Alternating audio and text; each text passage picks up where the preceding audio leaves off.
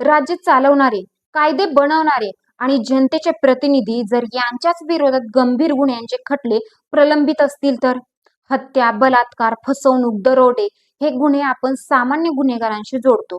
पण जर हे आरोप खासदार आणि आमदारांवर असतील तर हो, हे धक्कादायक आहे, पण सत्य आहे. आज आपण पाहणार आहोत महाराष्ट्रातील आजी माजी खासदार आणि आमदारांविरोधातील प्रलंबित गुन्हेगारी खटल्याची खरी आकडेवारी आणि विचारणार एक मोठा प्रश्न, न्याय मिळतोय का की फक्त तारीख पे तारीख चालू आहे? नमस्कार, मी आरती, तुम्ही पाहताय आझाद मराठी.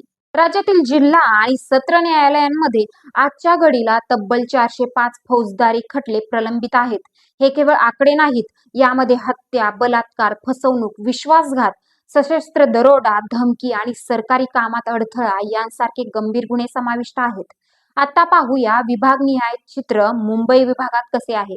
सर्वाधिक तब्बल 226 खटले आहेत मुंबईमध्ये, तसेच औरंगाबाद विभागात 106 खटले आणि नागपूर विभागात 73 खटले. यावरून स्पष्ट होते की मुंबई विभाग न्यायालयीन प्रकरणांच्या ओझ्याखाली सर्वाधिक दबला आहे. पुण्यामध्ये ही परिस्थिती वेगळी नाही.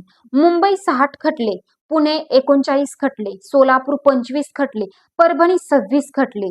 मोठ्या शहरांमध्ये खटल्यांची संख्या जास्त आहे, हे पुन्हा एकदा स्पष्ट होतं. विभागवार थोडक्यात पाहूया. कोकण विभागात मुंबई आघाडीवर, ठाणे 27 खटले, रत्नागिरी 13 खटले, सिंधुदुर्ग 14 खटले. पुढे पश्चिम महाराष्ट्र पाहूया. पुणे आणि सोलापूर पुढे. सांगलीमध्ये फक्त 3 खटले, उत्तर महाराष्ट्र नाशिक 20 खटले, जळगाव 18 खटले, मराठवाडा परभणी 26 खटले, धाराशिव मध्ये फक्त 2, विदर्भ अमरावती 19 खटले, यवतमाळ 11 खटले, अकोला आणि भंडाऱ्यात कमी प्रकरणं आहेत. या 405 खटल्यांमध्ये एक खटला हत्येचा कोल्हापूरमध्ये, एक खटला बलात्काराचा भंडारा, 16 खटले हत्येच्या प्रयत्नांचे, 60 खटले फसवणुकीचे आणि सर्वाधिक खटले आहेत सरकारी कामात अडथळा निर्माण करण्याचे. ही आकडेवारी आपल्याला विचार करायला भाग पाडते. गुन्हे वाढत आहेत का की न्याय मिळायला खूप उशीर होतोय, की न्यायालयीन व्यवस्था प्रकरणांच्या ओझ्याखाली दबली आहे?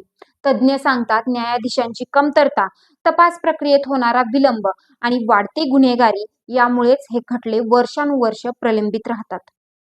म्हणूनच सामान्य माणसाच्या मनात एकच प्रश्न निर्माण होतो, न्याय खरंच मिळतोय का की फक्त तारीख पे तारीख मिळते? महाराष्ट्रात न्याय व्यवस्था मजबूत होणं ही खरंच काळाची गरज आहे. वेगवान न्याय, पारदर्शक तपास आणि जबाबदारी यामुळेच ही परिस्थिती बदलू शकते. तुमचं मत काय आहे? गुन्हे वाढले आहेत की न्याय मिळण्यात उशीर होतोय? कमेंटमध्ये नक्की सांगा. अशाच महत्त्वाच्या बातम्यांसाठी चॅनलला सबस्क्राईब करा, व्हिडिओला लाईक करा आणि शेअर करायला विसरू नका. धन्यवाद.